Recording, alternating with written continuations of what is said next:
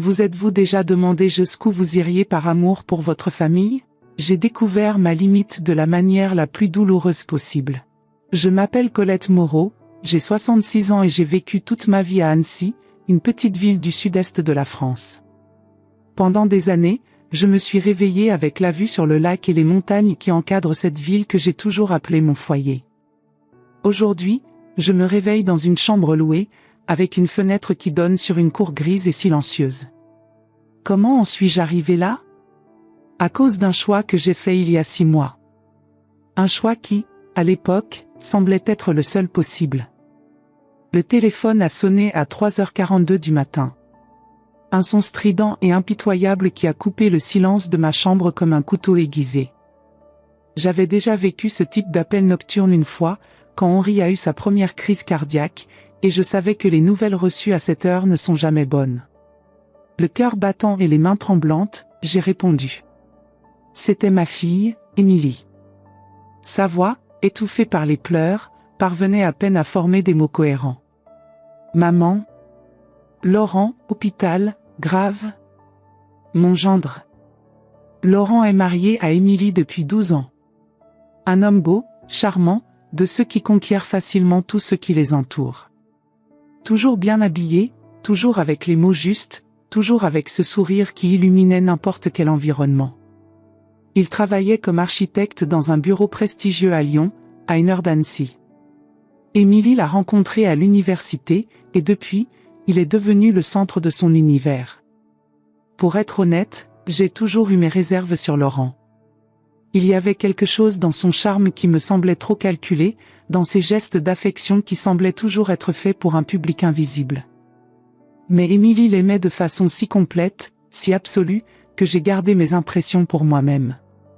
Après tout, qui étais-je pour juger?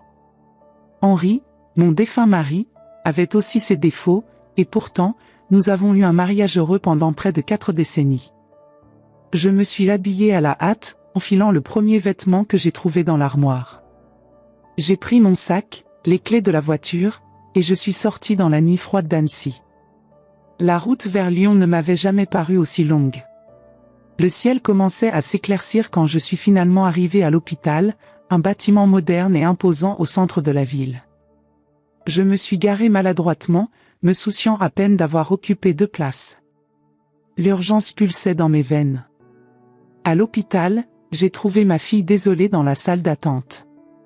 Ses yeux rouges et sa posture courbée sur elle-même m'ont dit, avant même les mots, la gravité de la situation.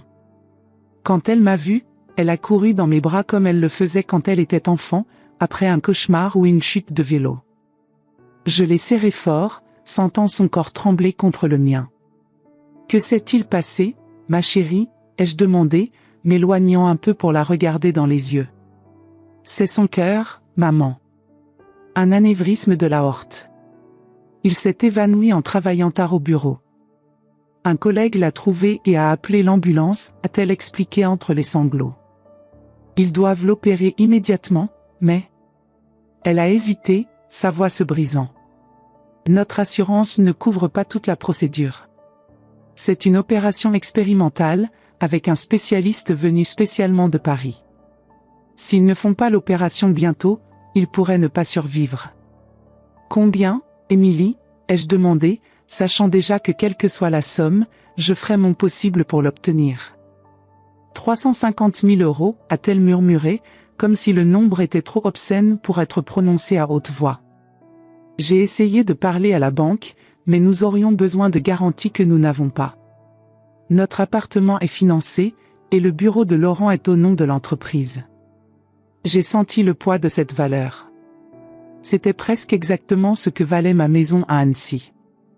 La maison que mon défunt mari, Henri, et moi avions achetée avec les économies de toute une vie.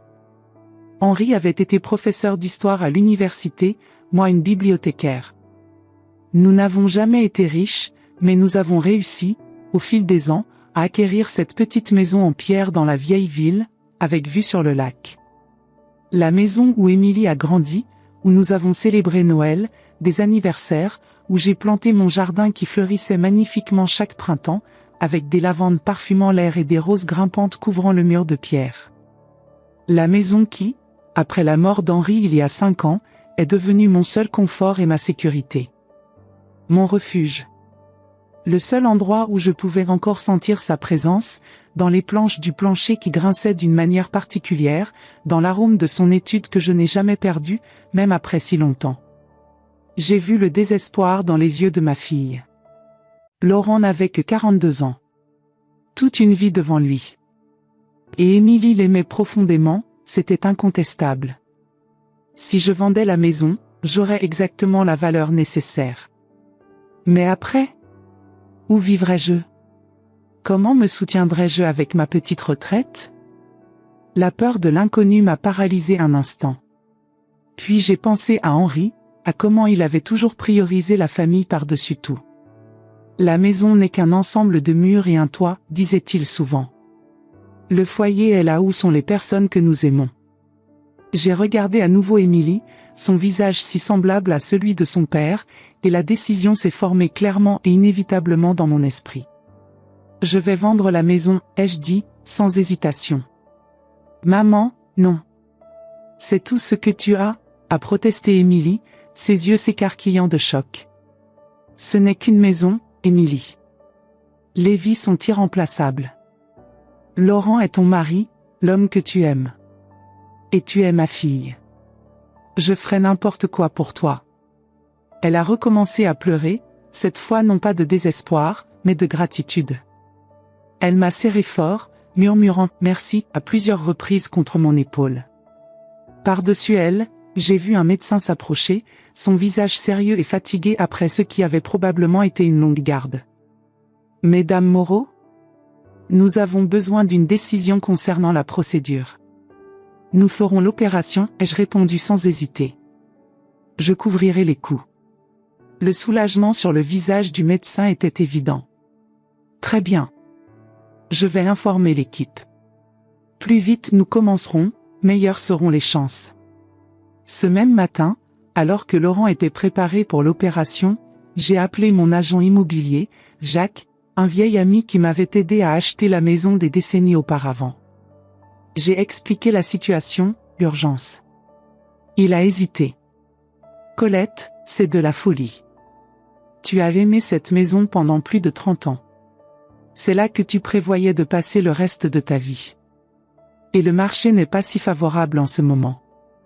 Tu pourrais ne pas obtenir la valeur qu'elle vaut vraiment. Je n'ai pas le choix, Jacques.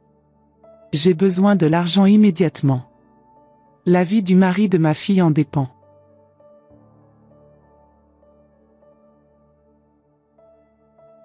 Il a poussé un soupir profond. Je ferai de mon mieux. J'ai quelques clients qui cherchaient des propriétés à Annecy. Peut-être que l'un d'eux sera intéressé. Jacques a trouvé un acheteur en un temps record. Un homme d'affaires de Paris qui voulait une maison de vacances dans les montagnes. Il n'a même pas demandé à voir la propriété en personne, il a fait confiance aux photos et au nom du quartier. Il a offert 350 000 €, exactement ce dont j'avais besoin, mais bien en dessous de la valeur réelle du bien. Dans des conditions normales, je n'aurais jamais accepté une telle offre. Mais la vie de Laurent dépendait de ma rapidité. 3 jours après l'hospitalisation de Laurent, j'ai signé les papiers de la vente. J'étais dans le bureau de Jacques, le stylo dans ma main semblait peser des tonnes. J'ai pensé à tous les moments que j'avais vécus dans cette maison, la naissance d'Émilie, le dernier Noël avec Henri, les après-midi tranquilles à lire dans le jardin. Tandis que l'encre séchait sur ma signature, j'ai senti comme si je coupais un morceau de ma propre peau. Mais je n'ai pas hésité. J'ai signé chaque document avec détermination. J'ai transféré l'argent directement à l'hôpital, insistant pour que l'opération commence le plus rapidement possible. L'opération a duré 12 heures. 12 heures de prières murmurées, de mains serrées avec Émilie, de café Amerbus dans la salle d'attente froide et impersonnelle. J'ai vu le soleil se lever à travers les fenêtres de l'hôpital, illuminer la journée et commencer à se coucher à nouveau. J'ai pensé à Henri, à comment il aurait approuvé ma décision. Tu as fait ce que n'importe quelle mère aurait fait, je l'imaginais dire. Lorsque le médecin est finalement apparu, son sourire nous a tout dit avant même les mots. C'est un succès. L'opération s'est mieux déroulée que prévu. C'est un homme chanceux. Émilie a pleuré dans mes bras, sanglotant des paroles de gratitude. Tu as sauvé sa vie, maman. Comment puis-je te remercier?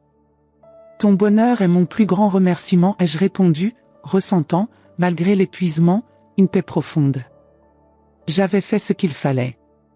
J'avais protégé ma famille. Cette nuit-là, je suis retourné chez moi, pour la dernière fois.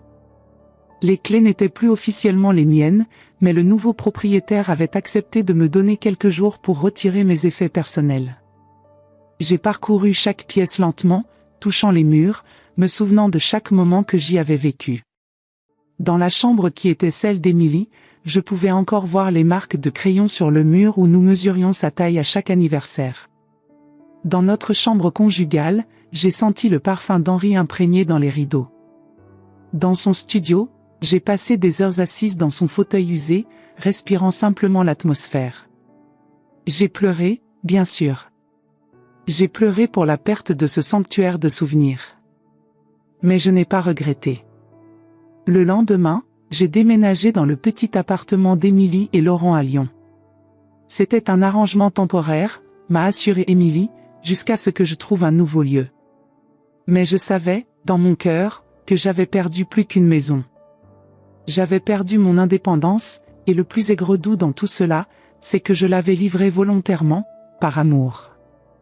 Je ne savais pas que j'étais sur le point de perdre beaucoup plus point. Un sacrifice maternel extraordinaire, mais à quel prix? Découvrez comment la générosité de Colette sera récompensée par son gendre pendant sa convalescence. Cette histoire vraie va vous bouleverser et vous faire réfléchir sur les limites de l'amour familial. Restez avec nous pour voir comment, à 66 ans, cette femme trouvera la force de se reconstruire après une trahison impardonnable. L'automne est arrivé à Lyon avec une explosion de couleurs dorées et l'odeur caractéristique des châtaignes grillées dans les rues. De la fenêtre de la chambre d'amis de l'appartement d'Émilie et Laurent, j'observais les arbres du petit parc en face changer leurs feuilles. La vie suivait son cycle naturel, indifférente aux drames humains qui se déroulaient sous leur cime. C'était un appartement moderne et élégant, situé à la Part-Dieu, l'un des quartiers les plus sophistiqués de Lyon. Décoré avec des meubles design, des tableaux abstraits et tout le confort que l'argent peut acheter. Mais pour moi, il manquait d'âme, de la chaleur d'un vrai foyer. Les murs trop blancs, les espaces trop ouverts, tout semblait froid et impersonnel. Je me sentais comme une visiteuse, jamais comme une résidente, malgré les efforts initiaux d'Émilie pour me faire sentir bienvenue. Laurent se remettait bien. Plus rapidement que les médecins ne l'avaient prévu. Après seulement 2 semaines à l'hôpital, il est rentré à la maison. Sa force de volonté était admirable. 3 semaines après l'opération, il essayait déjà de travailler à distance, malgré les protestations d'Émilie et du médecin. Chaque jour le ramenait un peu plus à la vie. La couleur est revenue à ses joues, l'énergie à ses gestes. C'est grâce à toi, Colette, disait-il souvent, lorsque nous nous réunissions pour le dîner. Il insistait pour m'appeler par mon prénom, jamais comme « belle-mère » ou tout autre terme familial. Tu m'as donné une seconde chance. Je souriais et acceptais sa gratitude avec humilité. C'était bon de voir la couleur revenir à son visage, l'éclat retourner dans ses yeux. Durant ces premières semaines, je me suis sentie partie intégrante de cette petite famille. Je cuisinais pour eux pendant qu'Émilie travaillait, j'aidais Laurent avec ses exercices de physiothérapie, je maintenais l'appartement en ordre. Je me suis surprise à faire de petites améliorations, j'ai planté des herbes sur le balcon, acheté quelques coussins colorés pour le salon, essayé d'apporter un peu de la chaleur de mon ancien foyer dans cet espace stérile. La dynamique entre nous trois était harmonieuse, collaborative. Parfois, j'oubliais presque le prix que j'avais payé pour être là. Mais à mesure que Laurent devenait plus fort, quelque chose a commencé à changer. C'était subtil au début, un regard d'irritation quand je demandais s'il avait besoin de quelque chose, un soupir lourd quand j'entrais dans la pièce où il travaillait, des conversations qui cessaient brusquement quand je m'approchais. J'ai remarqué qu'il avait commencé à faire des commentaires sur l'espace de l'appartement, sur le fait qu'il n'était pas conçu pour 3 personnes, sur le fait que je devrais penser à trouver mon propre endroit quand je serai prête. Un après-midi, je l'ai trouvé fronçant les sourcils devant les herbes que j'avais plantées sur le balcon. « Ça prend trop de place », a-t-il commenté, sans me regarder directement. « Émilie et moi aimons nous asseoir ici pour prendre le petit déjeuner. » Oh, je peux réorganiser, ai-je offert, essayant d'être utile. Peut-être mettre dans des pots plus petits, ou... Ne t'inquiète pas, m'a-t-il interrompu, son ton faussement gentil. Tu ne vas pas rester ici pour toujours, n'est-ce pas? Alors ça n'a pas de sens de tout réorganiser. C'était la première fois qu'il exprimait si clairement son désir de me voir partir, et j'ai ressenti comme si j'avais reçu une gifle. Bien sûr, ai-je murmuré, me retirant dans ma chambre, où je me suis assise au bord du lit, essayant de comprendre ce que j'avais fait de mal. Il est juste frustré par la lenteur de la récupération, expliquait Émilie quand je mentionnais ces changements. Ce n'est rien de personnel, maman. Je l'ai cru. Après tout, la convalescence peut être un processus psychologiquement épuisant. Et je voulais donner à Laurent tout l'espace et la compréhension dont il avait besoin. Peut-être étais-je vraiment intrusive, essayant de transformer son appartement, imposant mes habitudes. J'ai commencé à me faire plus petite. Je restais plus longtemps dans ma chambre, évitais d'utiliser la cuisine quand je savais que Laurent serait à la maison, parlais plus doucement au téléphone. Je me suis transformée en un fantôme dans un appartement qui ne serait jamais mon foyer. Un jour, en rangeant sa chambre et celle d'Émilie, quelque chose qu'elle m'avait demandé de faire pendant que tous deux étaient absents, j'ai trouvé une liste d'agences immobilières dans le navigateur de l'ordinateur portable de Laurent, qu'il avait laissé ouvert. Normalement, je n'aurais jamais regardé ces documents ou sa navigation, mais le titre de l'email qui était ouvert a attiré mon attention. Évaluation de la propriété à Annecy. Mon cœur s'est accéléré. La propriété à Annecy, serait-ce ma vieille maison? Sans réfléchir à 2 fois, j'ai lu l'email. C'était une réponse d'un agent immobilier, expliquant que la maison que Laurent avait achetée, ma maison, pourrait maintenant être vendue pour près de 500 000 €, en raison de nouveaux développements dans la région qui avaient valorisé le quartier. Acheter? Comment ça, acheter? J'avais vendu ma maison à un homme d'affaires parisien. La vérité m'a frappé comme une gifle. L'homme d'affaires parisien était Laurent. Il avait utilisé une société écran pour acheter ma maison à un prix inférieur au marché, profitant de mon urgence à vendre. Et maintenant, il envisageait de la revendre avec un profit substantiel. Je me suis assise sur le lit, sentant le sang se retirer de mon visage. Pourquoi Laurent ferait-il cela? Comment a-t-il obtenu l'argent pour acheter la maison s'il avait besoin d'argent pour l'opération? J'ai lu plus de mais, me sentant sale d'envahir sa vie privée, mais poussé par le besoin de comprendre ce qui se passait. J'ai découvert que l'opération n'avait coûté que 120 000 €, loin des 350 000 qu'Émilie m'avait dit. Et l'assurance avait couvert une partie significative de cette valeur. Laurent avait menti sur le coût, sur la couverture de l'assurance, sur tout. Ma tête tournait. J'ai ressenti de la nausée, de la trahison, et une colère que je n'avais jamais expérimentée auparavant. Pendant un moment, j'ai envisagé de le confronter immédiatement, de l'appeler, d'exposer son mensonge. Mais quelque chose m'a retenu. J'avais besoin de réfléchir, de comprendre complètement avant d'agir. Et, plus important, j'avais besoin de savoir si Émilie était impliquée dans cette trahison. J'ai passé le reste de la journée dans un état de torpeur, me déplaçant dans la maison mécaniquement, incapable de traiter complètement ce que j'avais découvert. Quand Émilie est revenue du travail, je l'ai observée attentivement, cherchant des signes de culpabilité ou de complicité. Elle semblait normale, fatiguée après une longue journée, parlant d'un projet compliqué au bureau. Pendant le dîner, je n'ai pas pu manger. La nourriture semblait grise, sans goût. Laurent parlait de ses plans pour retourner au bureau la semaine suivante, et Émilie souriait, fière de sa récupération. « Tu vas bien, maman ?» a demandé Émilie, remarquant mon silence. « Juste fatiguée, ai-je menti. » Je pense que je vais me coucher plus tôt. Quand j'ai confronté Émilie cette nuit-là, après que Laurent se soit endormi, elle a d'abord tout nié. Mais sous la pression, elle a finalement admis. L'assurance a couvert une grande partie de l'opération, maman. Nous n'avions pas besoin de tout l'argent de la maison. Alors pourquoi m'avez-vous laissé vendre? Pourquoi m'avez-vous fait croire que je sauvais sa vie? Elle a détourné le regard, incapable de me regarder directement. J'ai remarqué comment elle tordait nerveusement l'alliance à son doigt, une habitude qu'elle avait depuis l'enfance quand elle mentait. C'était l'idée de Laurent. Il a toujours voulu une maison à Annecy, près du lac. Quand il a appris l'anévrisme, il a vu une opportunité. Une opportunité, ai-je répété, incrédule. Tu es en train de me dire que ton mari a utilisé une condition médicale grave pour me manipuler et voler ma maison? Ce n'était pas un vol, a protesté Émilie, sa voix s'élevant. Tu as reçu l'argent. Et ce n'était pas tout un mensonge, il avait vraiment besoin de l'opération. Mais il n'avait pas besoin de mon argent, ai-je complété, sentant un engourdissement se répandre dans tout mon corps.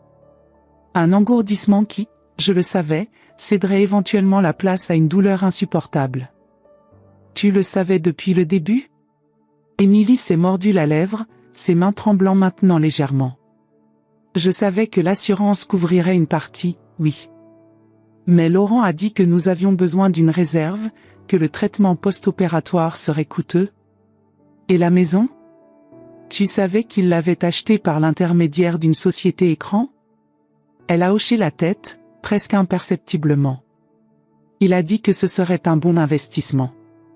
Que nous pourrions l'utiliser comme maison de vacances, ou même y déménager à l'avenir. Et tu as accepté cela? Tu as accepté de me prendre tout ce que j'avais, de me faire vendre ma maison à un prix inférieur au marché, pour que vous puissiez en profiter? Ce n'était pas comme ça. Laurent a assuré que tu pourrais vivre avec nous, que nous prendrions soin de toi. Mais il essaie déjà de se débarrasser de moi, ai-je constaté, voyant la vérité se dérouler. Depuis qu'il a commencé à se rétablir, il a clairement indiqué qu'il ne me voulait pas ici. Émilie semblait vraiment surprise. Non, maman, il est juste frustré par la récupération. Il valorise ce que tu as fait pour nous. J'ai regardé ma fille, le visage que j'avais porté dans mon ventre, que j'avais allaité au sein, dont j'avais séché les larmes et célébré les réussites. Je ne pouvais pas comprendre comment elle avait pu me faire ça. Comment elle avait pu permettre à son mari de m'exploiter de cette façon. Tu as choisi, ai-je finalement dit, ma voix se brisant. Entre ta mère et ton mari, tu as choisi. Ce n'est pas une question de choisir, maman. C'est exactement ça. Ça l'a toujours été. Et tu as choisi. Je n'ai pas dormi cette nuit-là. Je suis restée allongée, regardant le plafond inconnu, essayant de comprendre comment les personnes que j'aimais le plus au monde avaient pu me trahir de cette façon. À un moment donné, j'ai décidé que je confronterais directement Laurent le lendemain. J'exigerais des explications.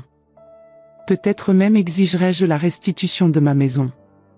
Mais Laurent m'a confronté en premier point. Le matin est arrivé gris et froid, comme si le ciel lui-même ressentait ma désolation.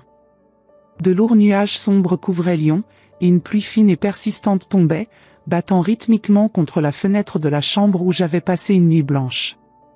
Les heures d'insomnie avaient laissé des cernes profondes sous mes yeux, ma peau semblait plus pâle et ridée que jamais, comme si j'avais vieilli de plusieurs années en une seule nuit.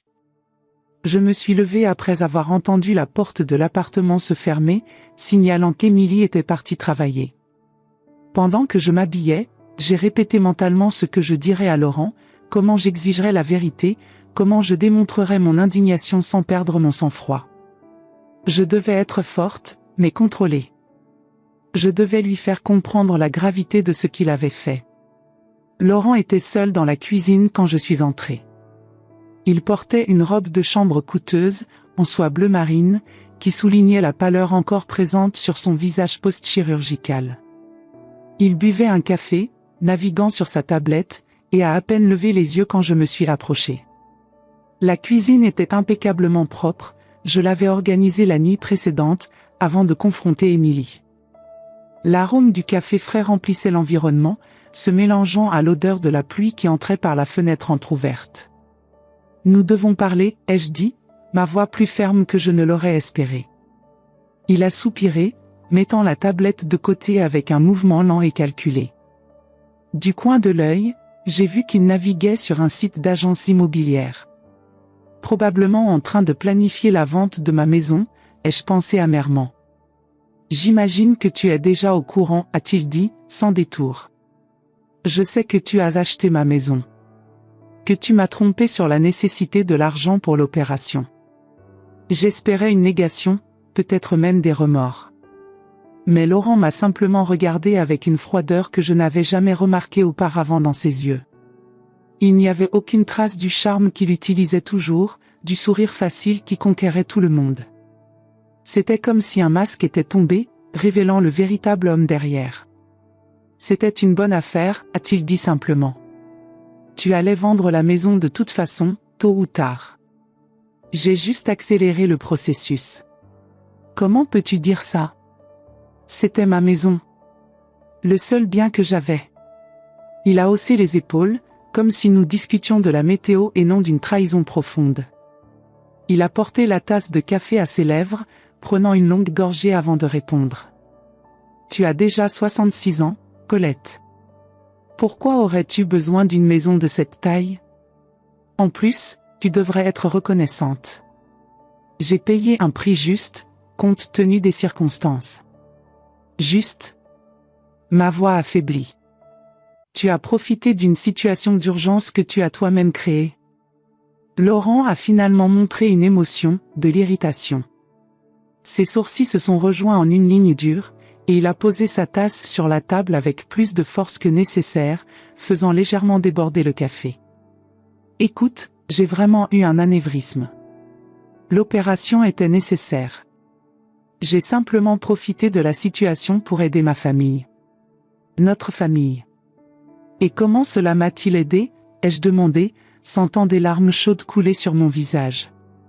Je ne voulais pas pleurer devant lui, montrer quelque faiblesse que ce soit, mais l'émotion était trop forte pour la contenir. Tu as un endroit où rester, n'est-ce pas? Nous t'avons accueilli. J'ai ressenti comme si j'avais reçu un coup de poing dans l'estomac. L'audace de cet homme, le manque total de remords ou d'empathie, était presque incompréhensible pour moi. Accueilli? J'ai vendu ma maison pour payer une opération dont tu n'avais pas besoin que je paie. Vous m'avez trompé, vous m'avez volé. Laurent s'est levé, la chaise raclant bruyamment contre le sol de céramique claire. Son visage était maintenant rouge, l'irritation se transformant en colère contenue. Ça suffit, Colette. J'en ai assez de ce drame. Tu as décidé de vendre ta maison. C'était ton choix. Personne ne t'a forcé à quoi que ce soit. Vous m'avez manipulé. Vous m'avez fait croire que c'était une question de vie ou de mort. Et c'était le cas, a-t-il dit froidement. Mais cela ne signifie pas que je ne pouvais pas tirer le meilleur parti de la situation. C'est ainsi que le monde fonctionne. Les plus intelligents survivent. Cette phrase, les plus intelligents survivent, m'a frappé comme un coup final. C'était sa philosophie de vie, ai-je réalisé. Tirer avantage des autres, profiter des faiblesses d'autrui, manipuler les situations pour son propre bénéfice. Et moi, naïvement, j'avais cru en sa gratitude, en ses gestes d'affection. Quelle idiote j'avais été. Je suis restée silencieuse, absorbant la cruauté de ses paroles, le manque total de remords. La pluie dehors s'était intensifiée, frappant plus fort contre les fenêtres, comme si le ciel exprimait la colère que je n'arrivais pas à verbaliser. Où est ma fille dans tout ça? Elle savait depuis le début? Laurent a hésité pour la première fois. Quelque chose dans son expression a changé, s'est légèrement adouci à la mention d'Émilie. Peut-être l'aimait-il vraiment, à sa manière déformée. Émilie sait que nous avons acheté la maison. Mais elle croit que j'avais vraiment besoin de l'argent pour l'opération. Et j'en avais besoin, pour être juste, simplement pas autant que je l'ai dit. Alors tu lui as menti à elle aussi. Je l'ai protégée de la vérité complète, a-t-il corrigé, reprenant sa posture défensive. Émilie est trop sensible. Elle ne comprendrait pas les nuances d'une bonne affaire. J'ai ressenti de la nausée. L'homme que ma fille aimait, l'homme pour qui j'avais tout sacrifié, était un manipulateur qui n'hésitait pas à mentir même à sa propre épouse. Sa morale était flexible, ajustable selon ses intérêts. Je vais tout lui dire. Elle mérite de savoir avec quel genre d'homme elle est mariée. Laurent a ri, mais il n'y avait pas d'humour dans son son. C'était un rire froid, calculé, qui n'atteignait pas ses yeux. Tu crois vraiment qu'elle te croira plutôt que moi? Après 12 ans de mariage?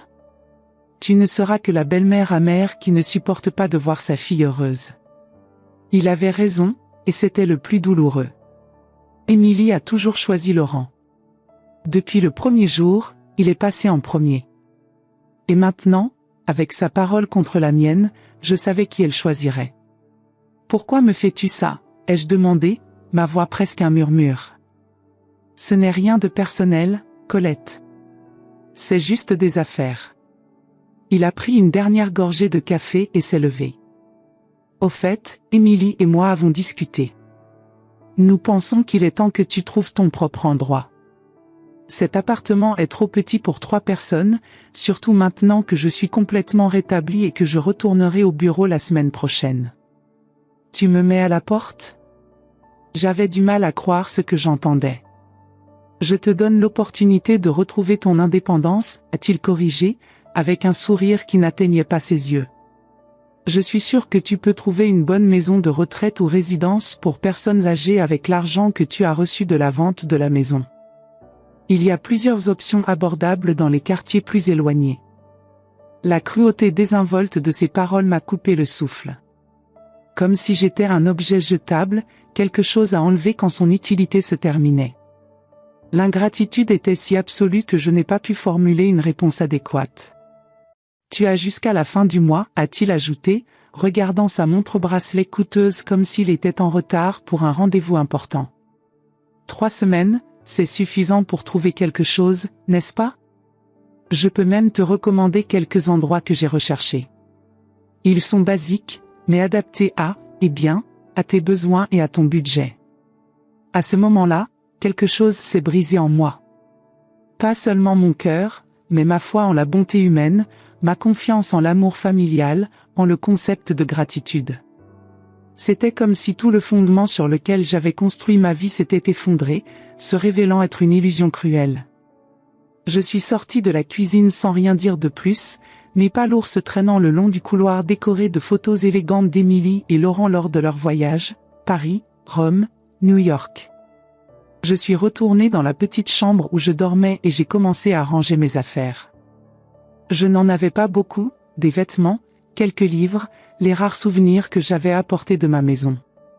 Des médailles scolaires d'Émilie, quelques bijoux simples qui avaient appartenu à ma mère, les lettres d'amour qu'Henri m'avait écrites pendant nos fiançailles.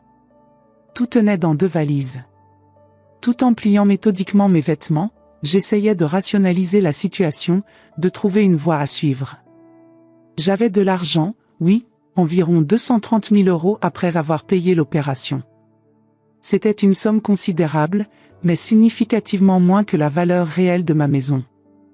Et à 66 ans, sans autre source de revenus que ma petite pension de retraite, j'aurais besoin que cet argent dure longtemps. Les heures ont passé. Je n'ai pas déjeuné. Je n'ai pas pris de thé l'après-midi, comme c'était mon habitude. J'ai simplement rangé, organisé, planifié. La pluie continuait de tomber de façon monotone, comme une bande sonore mélancolique à mon malheur. Quand Émilie est rentrée du travail ce soir-là, j'étais déjà prête à partir. Mes valises étaient alignées près de la porte, mon manteau et mon foulard séparés pour le lendemain. « Maman ? Que se passe-t-il » a-t-elle demandé, regardant mes valises à l'entrée, le visage confus et préoccupé. « Demande à ton mari » ai-je répondu, sans énergie pour une autre confrontation. Laurent m'a dit que tu voulais partir, que tu avais besoin de ton indépendance, a-t-elle dit, confuse. Mais je pensais que c'était juste une idée, pas quelque chose pour maintenant. Est-ce à cause de notre conversation d'hier? Nous pouvons résoudre ça, maman. Laurent dit beaucoup de choses, Émilie. Elles ne sont pas toutes vraies. Elle a froncé les sourcils. Qu'est-ce que ça veut dire? J'ai regardé ma fille, ce visage qui ressemblait tant à celui de son père. Henri disait toujours qu'elle avait hérité le meilleur de nous deux, mes yeux, son sourire, ma détermination, sa bonté. Mais à ce moment-là, je ne pouvais voir que combien elle avait changé. Comment l'amour pour Laurent avait progressivement effacé la fille que je connaissais, la remplaçant par cette femme qui avait permis que sa propre mère soit exploitée et mise au rebut. J'ai pensé à tout lui dire, la manipulation, le mensonge, le vol déguisé en affaires. Mais quel en serait le but? Laurent avait raison, elle ne me croirait pas. Et même si elle me croyait, quel choix ferait-elle? Abandonnerait-elle l'homme qu'elle aimait pour moi? Détruirait-elle son mariage, sa vie soigneusement construite? C'était un prix trop élevé à payer, et moi, malgré tout, je l'aimais encore trop pour imposer un tel choix. Cela signifie qu'il est temps pour moi de suivre mon propre chemin, ai-je finalement répondu. Tu as ta vie, je dois reconstruire la mienne. Mais où vas-tu? J'ai trouvé un petit appartement à louer à la Guillotière, ai-je menti. En réalité, je n'avais aucune idée où j'irais. Je savais seulement que je ne pouvais pas rester un jour de plus sous le même toit que Laurent. Mais c'est si loin. Et ce n'est pas un quartier très sûr. Émilie semblait vraiment préoccupée, ce qui n'a fait qu'intensifier la douleur. Elle se souciait, à sa manière limitée, mais pas assez. Je m'en sortirai bien, ai-je assuré, forçant un sourire. Je suis plus forte que je n'en ai l'air. Mais pourquoi cette précipitation? Reste encore quelques semaines, jusqu'à ce que nous trouvions quelque chose de mieux. La décision a déjà été prise, Émilie. Par toi et Laurent. Elle a hésité, ses yeux évitant les miens, puis m'a étreinte maladroitement. Une étreinte qui semblait plus un geste social qu'une expression authentique d'affection. Je t'appellerai tous les jours. Bien sûr, ai-je répondu, sachant que ce ne serait pas vrai. Je t'aiderai financièrement, a-t-elle offert, comme si l'argent pouvait compenser la trahison, comme si quelques euros pouvaient combler le vide qui se formait en moi. Je n'ai pas besoin de ton argent. J'en ai assez. Lorsque je suis sortie par la porte le lendemain matin, Laurent était dans le salon, regardant la télévision. Il a à peine levé les yeux quand je suis passée. Il portait des vêtements de sport coûteux, se préparant pour sa marche quotidienne recommandée par le médecin. Au revoir, Colette.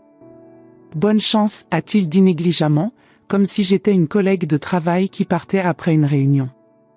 C'est ainsi que j'ai quitté l'appartement où j'avais vécu pendant 6 mois, portant 2 valises et un cœur brisé, expulsé par l'homme dont j'avais sauvé la vie aux dépens de ma propre sécurité et de mon avenir.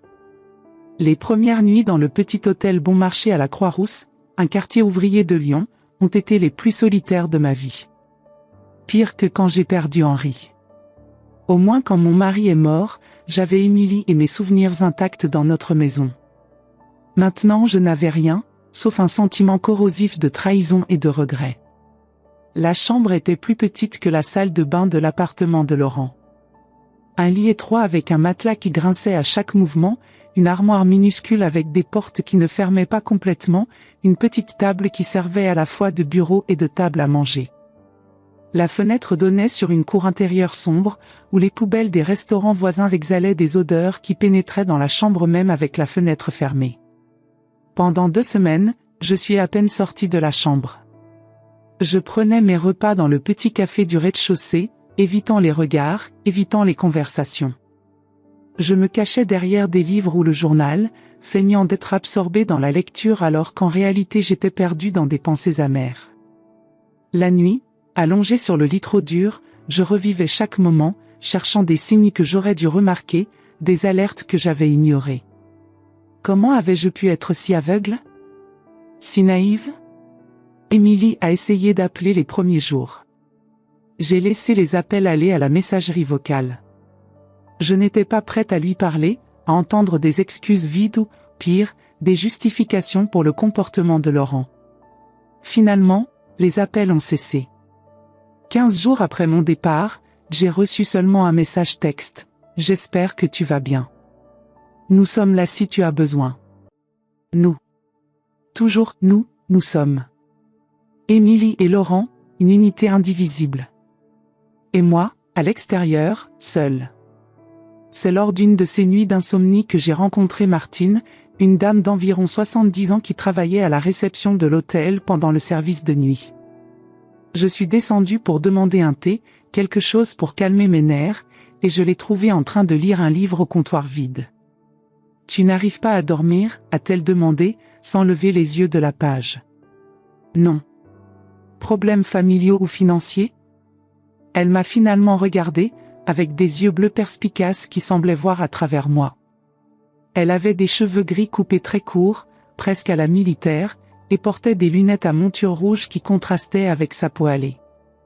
Les deux, ai-je admis, surprise par ma propre honnêteté. Elle a acquiescé, comme si elle confirmait quelque chose pour elle-même. Les pires types. Tu veux en parler ? Je ne voulais pas. Ou du moins, je pensais ne pas vouloir. Mais quand Martine m'a servi du thé dans une tasse ébréchée et s'est assise à côté de moi à l'une des tables du café vide, mon histoire a simplement débordé. J'ai tout raconté, l'opération, la vente de la maison, la découverte de la trahison, l'expulsion. Quand j'ai terminé, je pleurais silencieusement, quelque chose que je ne m'étais pas permis de faire jusqu'alors. Martine a écouté sans interruption. Pas une seule fois elle n'a essayé de minimiser ma douleur avec des platitudes comme « tout ira bien » ou « le temps guérit toutes les blessures ». Quand j'ai terminé, elle a poussé un profond soupir. « Ta fille et ton gendre ont commis un crime », a-t-elle dit simplement. Ce qu'ils ont fait s'appelle de l'abus financier envers les personnes âgées. Je ne suis pas une personne âgée vulnérable, ai-je protesté automatiquement. Elle a souri tristement. Tu n'as pas besoin d'être vulnérable pour être victime, Colette. Ils ont exploité ton amour et ta confiance. C'est un abus, pur et simple. Ces paroles m'ont frappé avec force. Abus. C'est ce que j'avais subi. Une exploitation délibérée de ma confiance et de mon amour. Je ne m'étais jamais vue comme une victime, j'avais toujours été la forte, la pourvoyeuse, la matriarche de la famille. Mais Martine avait raison. Ce que Laurent avait fait, avec la complicité tacite d'Émilie, était un abus. Que puis-je faire, ai-je demandé, me sentant à la fois vaincue et étrangement soulagée de nommer ce qui s'était passé. Légalement ? Tu pourrais les poursuivre en justice. Il existe des lois en France contre ce type d'exploitation financière. J'ai secoué la tête. Je ne peux pas faire ça à ma propre fille. Même après ce qu'elle a permis qu'on te fasse ? Je n'avais pas de réponse à cela. Réfléchis Y, a dit doucement Martine. En attendant, nous devons résoudre ta situation immédiate. Tu ne peux pas rester dans cet hôtel pour toujours. Dans les semaines qui ont suivi, Martine est devenue mon amie, ma conseillère, et finalement, ma sauveuse. Malgré son travail épuisant à la réception, elle trouvait le temps de prendre un café avec moi, de m'emmener faire de petites promenades dans le quartier, de me présenter Lyon sous une perspective différente, non pas la ville sophistiquée et touristique que Laurent et Émilie fréquentaient, mais le Lyon des travailleurs, des immigrants, des artistes de rue. Progressivement, j'ai commencé à sortir du cocon d'apitoiement sur moi-même que j'avais construit autour de moi. Martine m'a présenté à une amie qui gérait une petite résidence pour personnes âgées à Villeurbanne. Pas une maison de retraite impersonnelle, mais une grande maison accueillante où 6 dames vivaient ensemble, partageant les dépenses et la compagnie. Il y avait une chambre vacante. Ce n'est pas de la charité, m'a assuré Martine quand j'ai hésité. Tu paieras ta part, tu aideras aux tâches comme toutes. C'est simplement un arrangement sensé. J'ai déménagé là-bas en décembre, alors que la neige commençait à tomber sur Lyon. La maison était chaleureuse, avec un jardin d'hiver où les dames, maintenant mes compagnes, aimaient se réunir pour tricoter et discuter. Progressivement, j'ai commencé à me sentir partie de ce petit cercle. Nous partagions des histoires, des repas et, parfois, nos douleurs.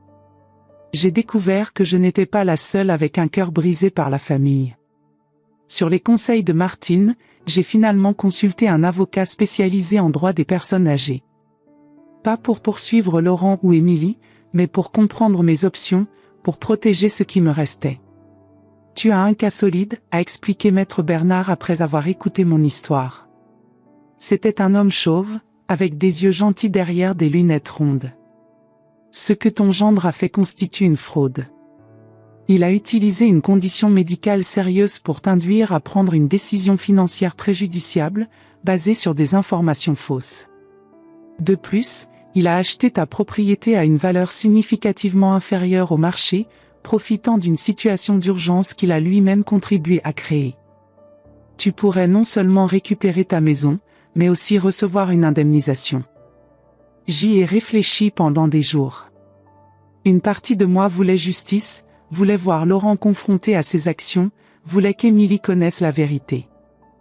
Mais une autre partie, la partie qui était encore mère, hésitait à causer une telle rupture. Et il y avait une troisième partie, une partie que je reconnaissais à peine, celle qui voulait la vengeance, qui souhaitait voir Laurent humilié comme je l'avais été. Cette dernière m'effrayait. Je ne voulais pas me transformer en quelqu'un mu par le ressentiment.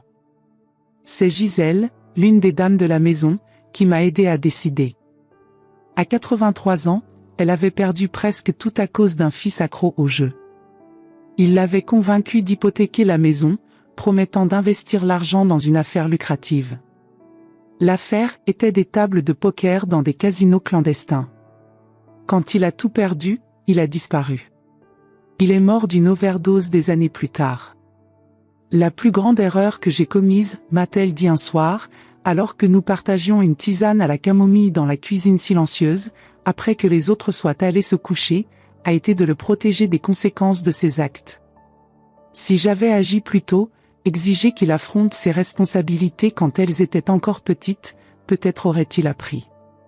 Peut-être serait-il vivant aujourd'hui. Ces paroles ont résonné en moi. Protéger Émilie et Laurent de leurs propres actions n'était pas de l'amour, c'était leur permettre de continuer sur un chemin qui les éloignait de la décence humaine fondamentale. Je contribuerais, d'une certaine façon, à leur destruction morale, même si leur situation financière prospérait. Le lendemain, j'ai chargé Maître Bernard d'envoyer une lettre formelle à Laurent, détaillant l'abus financier et exigeant la restitution de la maison ou sa valeur réelle de marché. La lettre expliquait également que, en l'absence d'une réponse satisfaisante, je serais prête à porter l'affaire devant la justice, y compris une éventuelle enquête criminelle. La réaction a été immédiate. Laurent m'a appelé, furieux. « Comment oses-tu me menacer ?» a-t-il crié au téléphone, sa voix si forte que j'ai dû éloigner l'appareil de mon oreille. « Je ne te menace pas. Je cherche simplement justice pour un crime que tu as commis contre moi, ai-je répondu calmement, me surprenant moi-même par ma fermeté. Crime ? C'était une affaire. Je vais contre-attaquer pour diffamation. J'ai les emails, Laurent. J'ai des preuves de la fraude. Et j'ai des témoins de ton comportement après l'opération. Il est resté silencieux un moment. Je pouvais entendre sa respiration lourde de l'autre côté de la ligne. Que veux-tu exactement ? La juste valeur de ma maison. Pas ce que tu m'as payé, mais ce qu'elle vaut réellement. C'est de l'extorsion ? Non, Laurent. C'est de la restitution. Après plus de menaces vides, il a finalement accepté de négocier. 2 semaines plus tard, j'ai reçu un virement bancaire de 480 000 €, la valeur réelle de la maison, selon l'évaluation d'un agent immobilier indépendant. Émilie m'a appelé le lendemain. Sa voix était étouffée, comme cette nuit où tout a commencé, il y a presque 1 an. Pourquoi, maman ? Pourquoi nous as-tu fait ça ? Je ne vous ai rien fait, Émilie. J'ai simplement cherché ce qui était juste. Laurent est dévasté.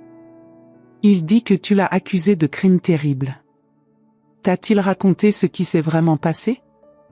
Comment il m'a trompé sur la nécessité de l'argent pour l'opération ? Comment il a acheté ma maison en utilisant une société écran ?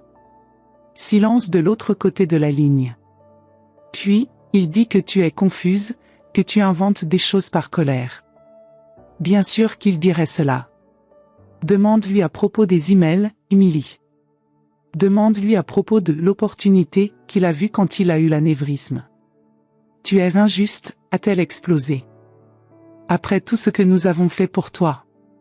C'était à mon tour de rester silencieuse, absorbant l'ironie de ses mots. Après tout ce qu'ils avaient fait pour moi? Après m'avoir manipulé, menti, volé ma maison et mise à la porte quand il n'était plus commode de m'avoir autour? Émilie, un jour tu comprendras ce qui s'est passé. Et quand ce jour viendra, je serai là pour toi. Pas pour dire « je te l'avais dit », mais pour t'embrasser. Parce que malgré tout, tu es ma fille et je t'aime. Elle a raccroché sans répondre. Avec l'argent récupéré, j'aurais pu acheter une autre maison à Annecy, essayer de reconstruire la vie que j'avais perdue. Mais j'ai réalisé que je ne voulais pas cela. Cette vie s'était terminée quand j'ai signé les papiers de la vente. Au lieu de cela, j'ai utilisé une partie de l'argent pour acheter la maison à Villeurbanne où je vivais avec les autres dames. Le propriétaire voulait vendre, et l'idée de la transformer officiellement en résidence pour femmes âgées m'a attirée. Dans les mois qui ont suivi, j'ai travaillé avec Martine et les autres dames pour rénover la maison, la rendant plus accessible, plus confortable. Nous avons engagé un architecte, ironiquement, un concurrent de Laurent, pour redessiner l'espace, créant des espaces communs larges et accueillants, tout en maintenant l'intimité des chambres individuelles.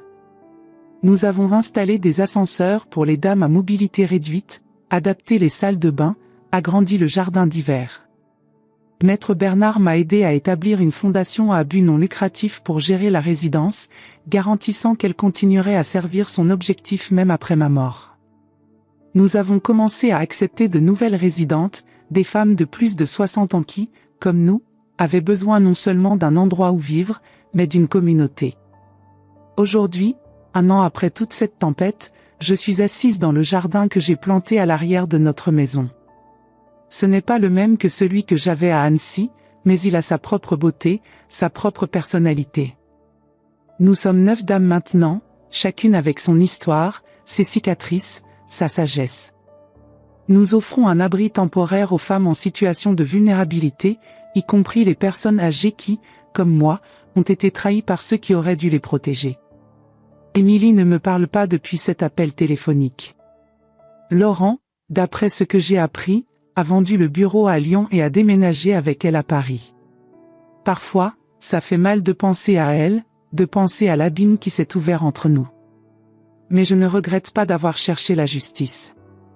Je n'aurais pas pu vivre avec moi-même si j'avais permis que cette injustice reste sans réponse. Que ai-je appris dans ce voyage douloureux? Que l'amour familial, bien que profond et précieux, ne doit pas être inconditionnel au point de nous permettre d'être exploités ou abusés. Qu'à 66 ans, nous ne sommes pas trop vieux pour recommencer, pour exiger le respect, pour construire quelque chose de nouveau et significatif. Que parfois, la plus grande expression d'amour que nous puissions offrir est de permettre à ceux que nous aimons de faire face aux conséquences de leurs actions. Et plus important, j'ai appris que la famille n'est pas seulement celle dans laquelle nous sommes nés ou que nous avons créée, mais aussi celle que nous construisons au fil du chemin. Martine, Gisèle et les autres dames sont ma famille maintenant. Imparfaite, parfois difficile, mais unie par un respect mutuel et un choix conscient d'être ensemble. J'ai vendu ma maison pour sauver mon gendre. J'ai été mise à la porte quand il s'est rétabli. Mais à la fin, j'ai trouvé quelque chose de plus précieux qu'un toit, j'ai trouvé ma dignité, ma force et un nouveau but. Et cela, personne ne pourra jamais me l'enlever. Quant à Émilie, la porte de mon cœur reste ouverte pour elle. Elle le restera toujours. Parce qu'être mère est quelque chose que nous ne cessons jamais d'être, même quand nos enfants se perdent en chemin. Mais maintenant, je sais que je suis bien plus qu'une simple mère. Je suis Colette Moreau, une femme qui est tombée, s'est relevée, et a finalement appris à marcher à nouveau la tête haute, non pas malgré la trahison que j'ai subie, mais grâce à la force que j'ai découverte en l'affrontant. Ce parcours de Colette nous confronte à des choix que beaucoup d'entre nous pourraient un jour affronter. Comment réagiriez-vous à sa place? Que feriez-vous si quelqu'un que vous aimez vous trahissait de cette façon? Réfléchissez aux limites de l'amour familial et partagez votre expérience dans les commentaires, votre sagesse pourrait éclairer le chemin de quelqu'un qui traverse une épreuve similaire actuellement. Si ces histoires authentiques de vie, de dépassement et de nouveaux départs trouvent un écho en vous, devenez membre de notre communauté en cliquant sur s'abonner. Ce n'est pas juste un clic, c'est un engagement envers des récits qui donnent voix à nos expériences. Nous construisons quelque chose de précieux ici, et votre présence fait toute la différence. Rejoignez-nous.